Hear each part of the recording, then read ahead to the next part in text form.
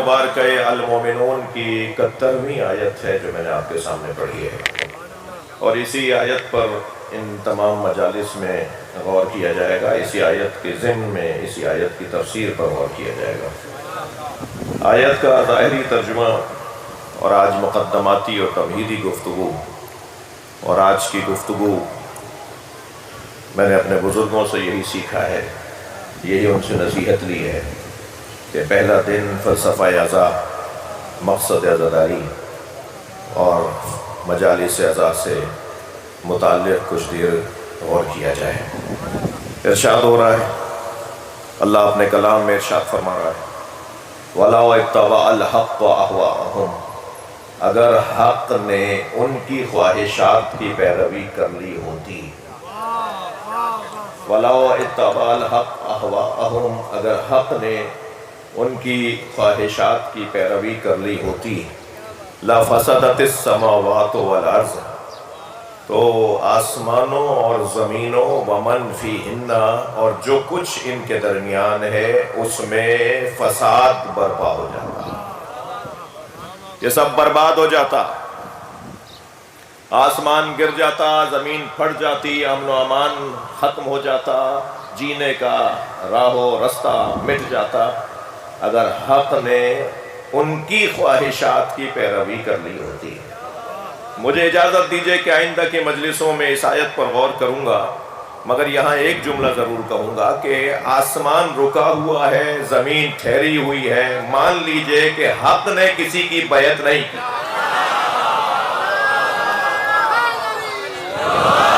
बुलंद सलवात दिया करें नबी के नाम।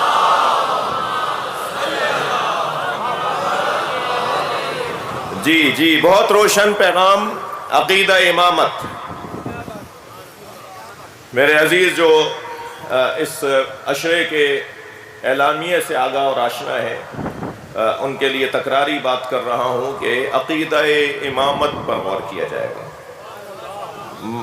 मगर आज की इस मजलिस में मैं आपसे तवज्जो चाहूँगा, हक़ क्या है, हक़ किसे कहते हैं। हक़ कभी उनकी ख्वाहिशात की पैरवी नहीं करता, हक़ कभी किसी के पीछे नहीं खड़ा होता, हक़ कभी किसी की इताअत और फर्माबरदारी नहीं करता। जब हक़ है तो फिर उसकी इताअत होगी ना, जब हक़ ठहरा तो पैरवी तो उसकी होगी ना। तो हक़ का काम किसी के पीछे चलना नहीं है, बल्कि सब का काम है हक़ के पीछे चलना। और वो जो हक़ है जिसके पीछे सारी मखलूक को, यहाँ अल्लाह ने लफ़सदतिस समावात वल अर्ज़, आसमान और ज़मीन बर्बाद हो जाता, वमन फ़ीहिन्ना, और जो कुछ ज़मीनों और आसमानों के दरमियान है वो सब बर्बाद हो जाता। सिर्फ इंसान नहीं है जो हक़ की पैरवी करेंगे, अल्लाह ने सारी कायनात को जिसके पीछे रखा है उसे हक़ कहा जाता है। सारी कायनात जिसकी पैरवी करे, सारी कायनात जिसकी इताअत करे, वो हक़ है। और हक़ क्या है ये भी बहुत रोशन है। मगर इतना कहता हुआ गुज़रूं अजीज़ों कि मुझे और आपको ये सआदत हासिल है कि हम जहां बैठे हैं वो हक़ है। बुलंद सलवात दिया करें नबी के साथ।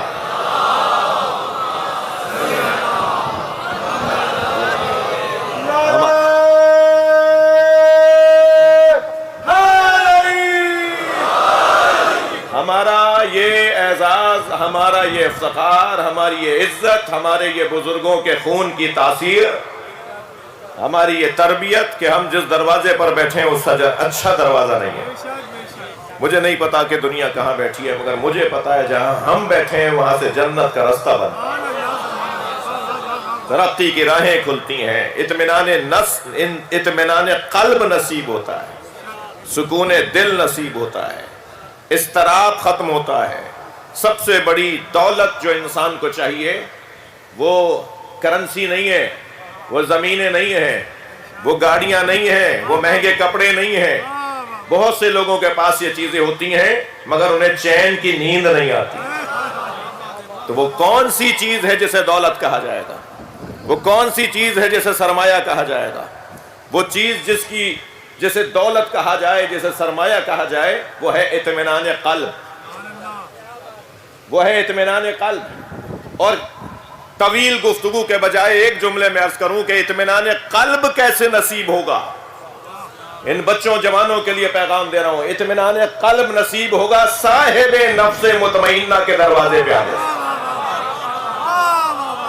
اس دروازے پر آنے سے جو صاحب نفس مطمئنہ ہے، وہ صاحب نفس مطمئنہ، یا ایتھا النفس المطمئنہ ارجعی الی ربک راضیۃ مرضیہ فادخلی فی عبادی وادخلی جنتی۔ امام حسین کی شان میں جو آیات ہیں نا، ان میں سے ایک آیت میں نے آپ کو سنائی ہے۔ سید الشہداء امام حسین کی شان میں جو اللہ نے قرآن میں آیات نازل کی ہیں، جس کا مصداق روشن، جس کی مثال اول، جس کا مشاہدہ تام اگر کوئی ہے تو وہ امام حسین کی ذات ہے۔ یا ایتھا النفس المطمئنہ، اے صاحب نفس مطمئنہ، جسے اللہ مطمئن کہے،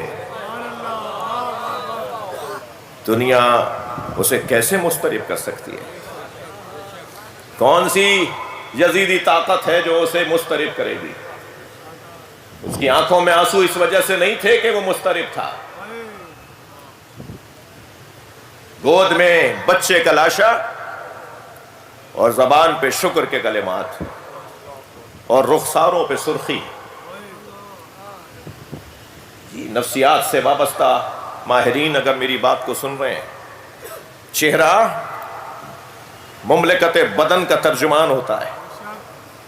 یہ چہرہ ہے نا آپ کا میرا، یہ مملکت بدن کا ترجمان ہے۔ پورے بدن میں، سارے وجود میں کیا گزر رہا ہے، یہ کیا سوچ رہا ہے، اس کے اعصاب کتنے مضبوط ہیں، اس کے اندر طاقت و توانائی روحانی طور پر کتنی ہے، وہ چہرہ بتائے گا۔ اب یہ تو میرا قصور نہیں ہے کہ کچھ لوگوں کو چہرہ سمجھ میں نہیں آتا، میں تو ان سے بات کر رہا ہوں نا جو وجہ اللہ کے ماننے والے۔ ہم کا کیا تھا؟ اب یہ تو بحث ہی نہیں ہے نا، بحث تو روشن۔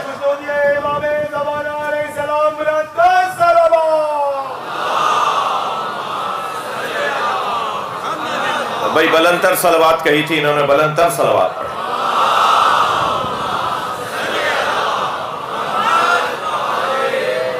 چہرہ بتاتا ہے کہ یہ کیا سوچ رہا ہے۔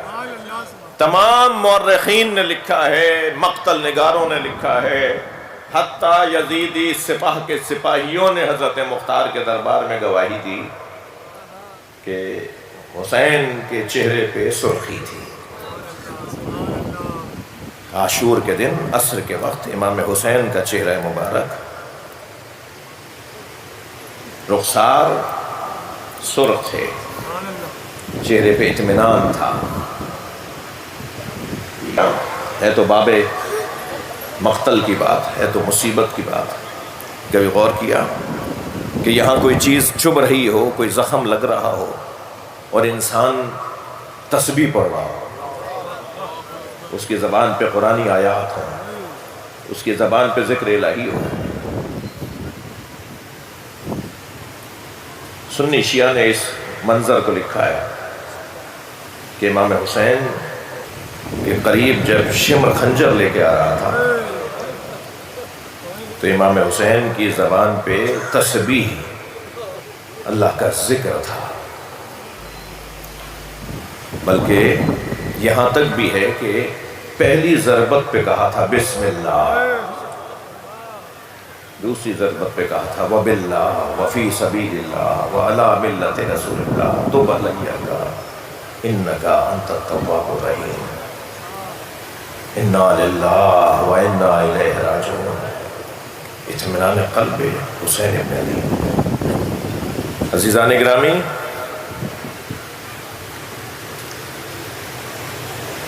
کسی بھی شخصیت کے زندہ رہنے کے لیے کم سے کم 3 چیزیں اسے زندہ رکھ سکتی ہیں۔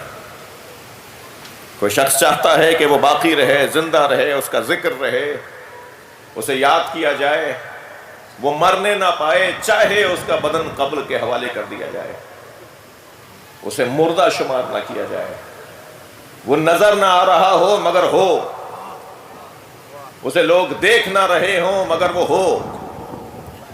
بلکہ مولا علی کی تعبیر کے مطابق تو کچھ ایسے لوگ ہیں جو ہیں اور نہیں، اور کچھ ایسے لوگ ہیں جو نہیں ہیں مگر ہیں۔ مولا علی ہر چلتے پھرتے کو تو زندہ ہی نہیں مانتے۔ توجہ ہے بات کی میں کیا کر رہا ہوں؟ مولا علی ہر چلتے پھرتے کو زندہ نہیں مانتے۔ مولا کے نزدیک جس کا ضمیر مر چکا ہو وہ زندہ لاش ہے، جو ذمہ داریوں سے فرار کرتا ہو، جو مسئولیت سے ہاتھ اٹھا لیتا ہو، مولا کے نزدیک تو وہ زندہ ہی نہیں ہے۔ لیکن کچھ ایسے لوگ ہیں جنہیں قبر کے حوالے کر دیا، جنہیں قبرستان میں چھوڑ کر آ گئے، مگر وہ ہیں، وہ کیسے ہیں، وہ کیا طریقہ ہے؟ تمہید سے گزر رہا ہوں، مقدماتی گفتگو ہے۔ سب سے پہلی چیز جو انسان کو زندہ رکھتی ہے وہ اپنے بعد والوں کے لیے کسی شے کا وقف کر کے جانا، کسی ایسی شے کا وقف کر کے جانا جو بعد والوں کے لیے کام آئے۔ موقوفات، ادارے بنا کے جانا، مؤسسات بنا کے جانا، مسجد بنا دینا، امام بارگاہ مدرسہ بنا دینا، اسکول کالج یونیورسٹی بنا دینا۔ اللہ کے رسول بتائیے سب سے اچھا انسان کون ہے؟ فرمایا من کان خیرا للناس، جو لوگوں کے لیے اچھا ہے وہی لوگوں میں اچھا ہے۔ توجہ کر رہے ہیں آپ؟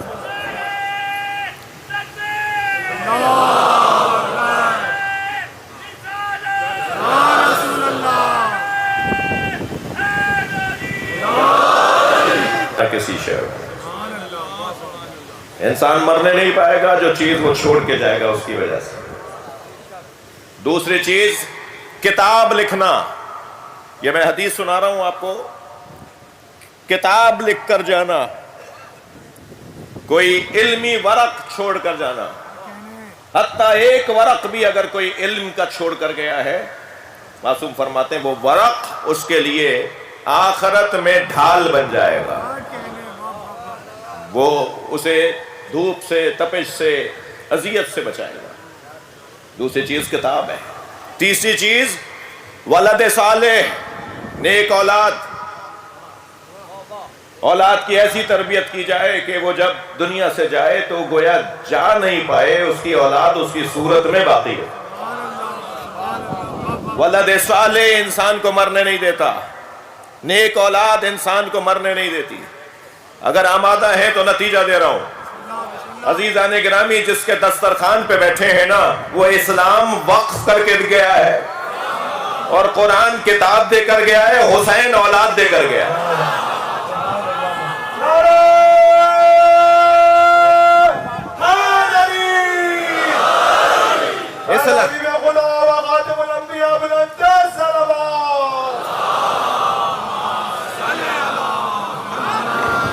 اسلام وقف میں، اسلام وقف کر کے گیا ہے، کتاب بھی ایسی دے کر گیا ہے کہ جس پہ لاکھوں کتابیں اب تک لکھی جا چکی ہیں، اور کوئی مفسر یہ دعویٰ نہیں کر رہا کہ میں نے قرآن سمجھ لیا ہے۔ نہ جانے کب تک اس کی تفسیریں ہوتی رہیں گی، اور ہر لکھنے والا صحیح ہوگا، ہر لکھنے والا دلیل سے بات کر رہا ہوگا، ہر لکھنے والے کے پاس کوئی نہ کوئی دلیل ہوگی جس کو وہ اس آیت کی سمجھ کے طور پر پیش کر رہا ہوگا، اور ولد بھی ایسا دے کر جائے جسے حسین کہا جائے، جسے حسین کہتے ہیں، ایسی اولاد۔ سرکار دو جہاں فرما رہے ہیں انا دعوتو ابی ابراہیم، میں مصطفیٰ، میں تمہارا نبی اپنے بابا ابراہیم کی دعا ہوں۔ سرکار دو جہاں اپنے بارے میں فرما رہے ہیں میں اپنے بابا ابراہیم کی دعا ہوں۔ انسان ذرا اس دروازے پر تو آ کے دیکھے کہ حضرت ابراہیم کی دعا کیا ہے۔ حضرت ابراہیم علیہ السلام نے جو دعا مانگی ہے ان میں سے ایک دعا، جو دعائیں مانگی ہیں ان میں سے ایک دعا، ربنا وَاجْعَلْنَا لِسَانَ صِدْقٍ فِي الْآخِرِينَ، یا اللہ آخری زمانے میں مجھے سچی زبان عطا فرما۔ یہ حضرت ابراہیم نے دعا مانگی تھی، کیا دعا قبول ہوئی یا نہیں؟ حضرت ابراہیم کی دعا کو اللہ نے قبول فرمایا۔ وَوَهَبْنَا لَهُم مِّن رَحْمَتِنَا وَجَعَلْنَا لَهُم لِسَانَ صِدْقٍ عَلِيًّا، اور ہم نے اپنی رحمتوں سے انہیں نوازا ہے، اور ابراہیم کو ہم نے علی سچی زبان دے دی۔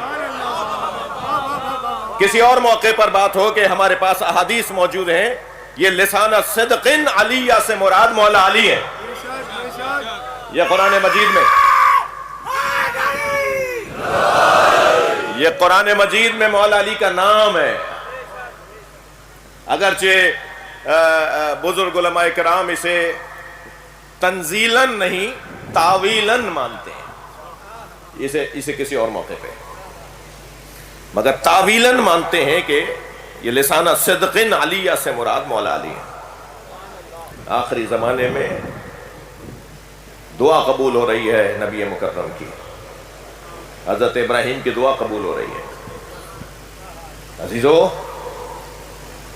کوئی شخص زندہ نہیں رہ سکتا جب تک کہ کم سے کم دو چیزیں اس کو زندہ رکھنے کو نہ ہو۔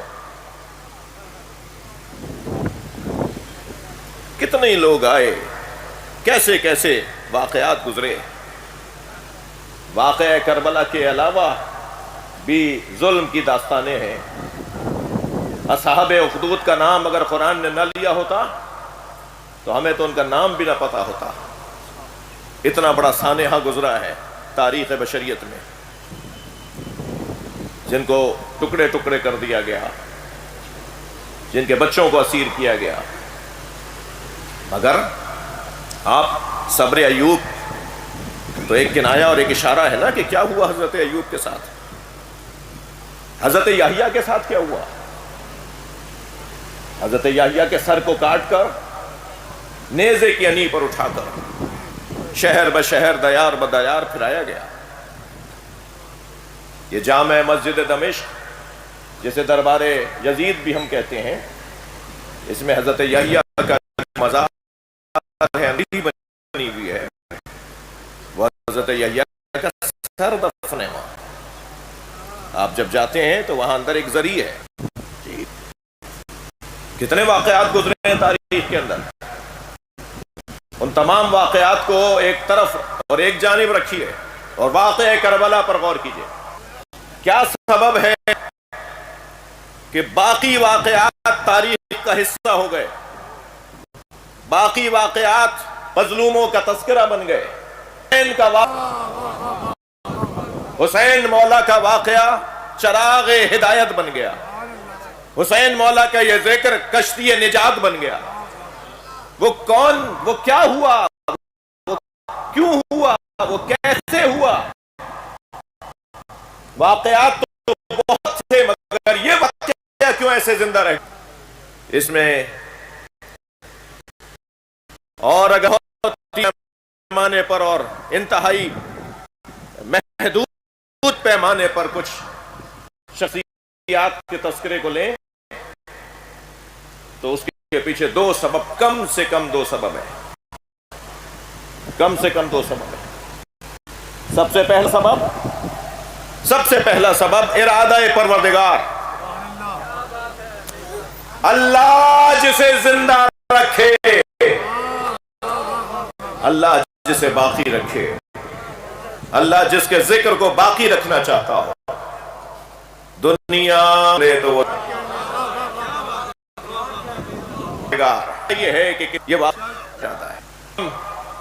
دعا کر رہے ہیں اپنے لیے، اور جب امام حسین کی آمد ہوئی دنیا میں تو امام حسین کو گود میں لے کر اس دعا کو تکرار کیا، جسے قرآن نے اپنے الفاظ میں جگہ دی ہے۔ قرآن کے متن میں اللہ نے نبی کی اس دعا کو شامل کیا ہے، ربنا فاجعل افئدۃ تهوی الیہم۔ یہ حضرت ابراہیم کی دعا نبی کے لیے، اولاد ابراہیم کے لیے۔ دعا امام حسین کی دعا یہ ہے کہ یا اللہ انسانوں کے دلوں کو اس کی طرف موڑ دے. یہ جو لوگوں کے دل امام حسین ہے، اس کے پیچھے ارادہ پروردگار ہے. یوں ہی آپ گھروں سے نکل کر جوتیاں اتار کر عاجزی کے ساتھ اور خاکساری اور تواضع کے ساتھ فرش عزا پہ نہیں بیٹھتے. آپ میں سے بہت سے لوگ ہیں جو اس عنوان کو بدل دیں تو ایسے نہیں بیٹھیں گے، مگر اس عنوان پر ایسے بیٹھیں گے آپ. بلکہ بعض اوقات تو 9 اور 10 محرم کو تو کہا جاتا ہے کہ فرش بھی کیوں بٹھایا، فرش بھی کیوں بچھایا، ہمیں خاک پر بیٹھنے دو. یہ اپنی ذات کی نفی، یا اپنے وجود کا انکار، یا اپنی حیثیت سے ہاتھ اٹھانا، یہ کیسے ممکن ہے؟ جب تک کہ اللہ نہیں چاہے، جب تک کہ نبی کی دعا قبول نہ ہو. یا اللہ لوگوں کے دلوں کو میرے حسین کی طرف موڑ دے. یہ جب گود میں دیا گیا، بی بی ام ایمن نے لا کر گود میں دیا. سامنے جناب زہرا تشریف فرمائے. نبی مکرم نے حسین کو لے کر پہلے وہ جو لپٹا ہوا کپڑا تھا اسے کھولنا شروع کیا اور ہاتھ دیکھنا شروع کیے. پیروں سے کپڑا ہٹایا، پیر دیکھنا شروع کیے، گردن دیکھی، اپنے ہاتھ پہ پشت کی طرف حسین کو لٹایا، امام حسین کی پشت کو دیکھا، اور پھر کبھی گلے کا بوسہ دیا، کبھی سینے کا بوسہ دیا، اور ہاتھ پیروں کو دیکھ دیکھ کے رونے لگے. تو دور سے جناب زہرا نے فرمایا، بابا میرے بچے میں کوئی نقص ہے؟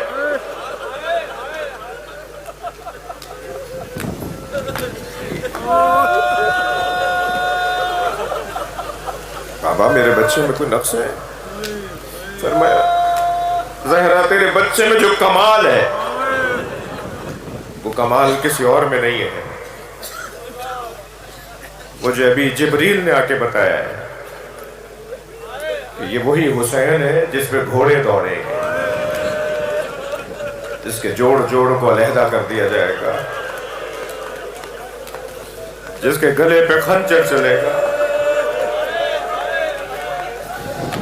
یہ سارے مسائل بیان کر کے نبی نے ہاتھوں پر اٹھایا حسین کو، پھر یہ دعا مانگی، ربنا فجعل افئدۃ من الناس تہوی الیہم.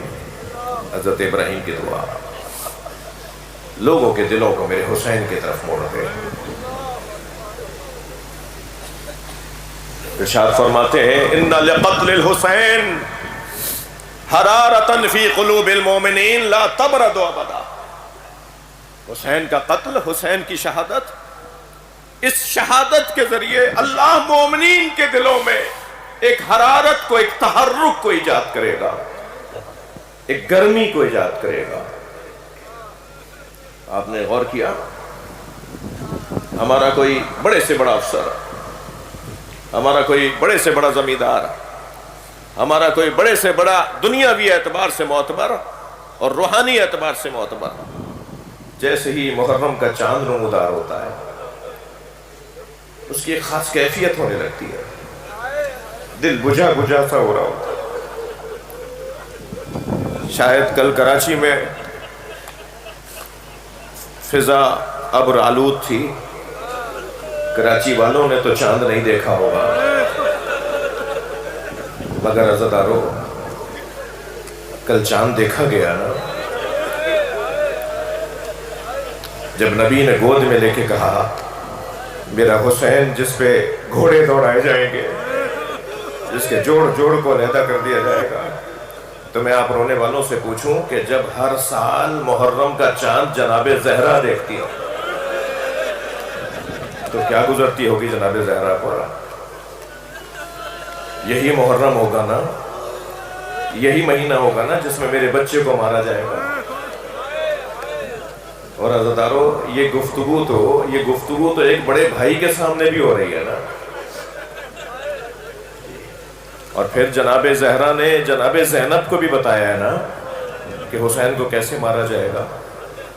تو جب ہر سال محرم کا چاند آتا ہوگا تو بہن کی چیخ نکل جاتی ہے، ماں کی آنکھوں میں آنسو آ جاتے ہوں گے۔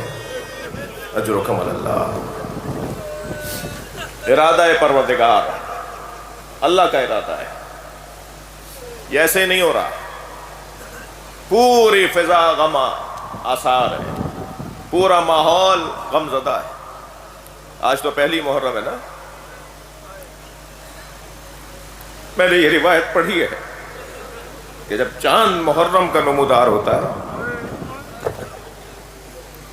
تو جبریل حسین کا خون بھرا کرتا، جس کرتے میں امام حسین کو شہید کیا گیا، جبریل امین امام حسین کا خون بھرا کرتا